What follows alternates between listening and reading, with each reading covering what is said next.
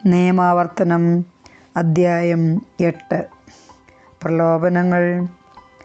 നിങ്ങൾ ജീവിച്ചിരിക്കുന്നതിനും എണ്ണത്തിൽ വർദ്ധിക്കുന്നതിനും കർത്താവ് നിങ്ങളുടെ പിതാക്കന്മാർക്ക് നൽകുമെന്ന് ശപഥം ചെയ്തിട്ടുള്ള ദേശത്ത് പ്രവേശിച്ച് അത് അവകാശപ്പെടുത്തുന്നതിനും ഞാനിന്ന് നിങ്ങളോട് കൽപ്പിക്കുന്ന പ്രമാണങ്ങളെല്ലാം അനുസരിക്കാൻ ശ്രദ്ധാലുക്കളായിരിക്കണം.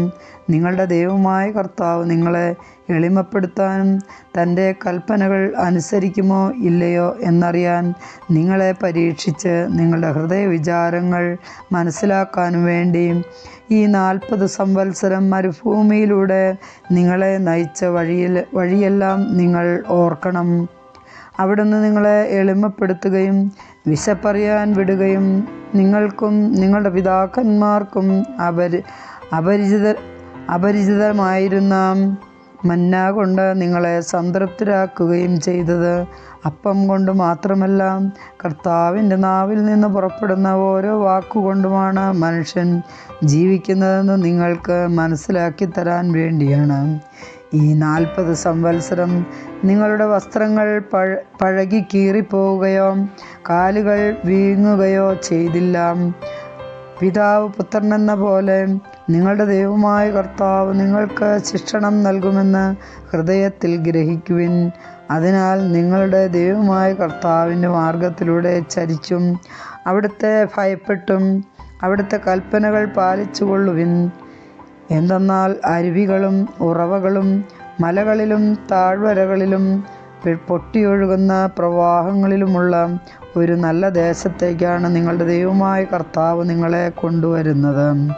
ഗോതമ്പും ബാർലിയും മുന്തിരിച്ചെടികളും അത്തിവൃക്ഷങ്ങളും മാതളനാരകങ്ങളും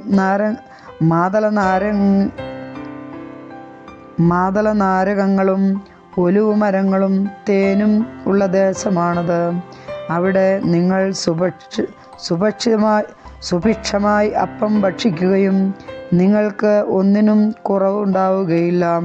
അവിടെയുള്ള കല്ലുകൾ ഇരുമ്പാണ്. മലകളിൽ നിന്ന് ചെമ്പ് കുഴിച്ചെടുക്കാം. നിങ്ങൾ ഭക്ഷിച്ച് തൃപ്തരാകുമ്പോൾ നിങ്ങൾക്ക് നൽകിയിരിക്കുന്ന നല്ല ദേശത്തെ പ്രതി ദൈവമായ കർത്താവിനെ സ്തുതിക്കണം. ഞാനിന്ന് നൽകുന്ന കൽപ്പനകളും നിയമങ്ങളും ചട്ടങ്ങളും ലംഘിച്ച് നിങ്ങളുടെ ദൈവമായ കർത്താവിനെ വിസ്മരിക്കാതിരിക്കാൻ ശ്രദ്ധിച്ചുകൊള്ളുവിൻ. നിങ്ങൾ ഭക്ഷിച്ച് തൃപ്തരാവുകയും നല്ല വീടുകൾ പണിത് അവയിൽ താമസിക്കുകയും നിങ്ങളുടെ ആടുമാടുകൾ പെരുകുകയും വെള്ളിയും സ്വർണവും വർദ്ധിക്കുകയും മറ്റ് സകലത്തിനും സമൃദ്ധി ഉണ്ടാവുകയും ചെയ്യുമ്പോൾ നിങ്ങൾ അഹങ്കരിക്കുകയും അടിമത്തത്തിൻ്റെ ഭവനമായ ഈജിപ്തിൽ നിന്ന് നിങ്ങളെ കൊണ്ടുവന്ന നിങ്ങളുടെ ദൈവമായ കർത്താവിനെ വിസ്മരിക്കുകയും ചെയ്യാതിരിക്കാൻ ശ്രദ്ധിക്കുവിൻ. ആഗ്നേയ സർപ്പങ്ങളും തേളുകളും നിറഞ്ഞ വിശാലവും ഭയാനകവുമായ മണലാരണ്യത്തിലൂടെ അവിടുന്നാണ് നിങ്ങളെ നയിച്ചത്. വെള്ളമില്ലാത്ത ഉണങ്ങി വരണ്ട ആ ഭൂമിയിൽ നിങ്ങൾക്ക് വേണ്ടി കരിമ്പാറയിൽ നിന്ന് അവിടുന്ന് ജലമൊഴുക്കുകയും നിങ്ങളുടെ പിതാക്കന്മാർക്ക് അപരിചിതമായിരുന്ന മന്ന മരുഭൂമിയിൽ വച്ച് നിങ്ങൾക്കും ഭക്ഷണമായി നൽകുകയും നിങ്ങളെ എളിമപ്പെടുത്താനും പരീക്ഷിക്കാനും അവസാനം നന്മ കൊണ്ട് അനുഗ്രഹിക്കാനുമായിരുന്നു. അത് എൻ്റെ ശക്തിയും എൻ്റെ കരങ്ങളുടെ ബലവുമാണ് എനിക്ക് ഈ സമ്പത്തെല്ലാം നേടിത്തന്നത് എന്ന് ഹൃദയത്തിൽ നിങ്ങൾ പറയരുത്. നിങ്ങളുടെ ദൈവമായ കർത്താവിനെ നിങ്ങൾ സ്മരിക്കണം. എന്നാൽ നിങ്ങളുടെ പിതാക്കന്മാരോട് ചെയ്ത ഉടമ്പടി ഇന്നും നിറവേറ്റുന്നതിന് വേണ്ടി സമ്പത്ത് നേടാൻ അവിടുന്നാണ് നിങ്ങൾക്ക് ശക്തി തരുന്നത്.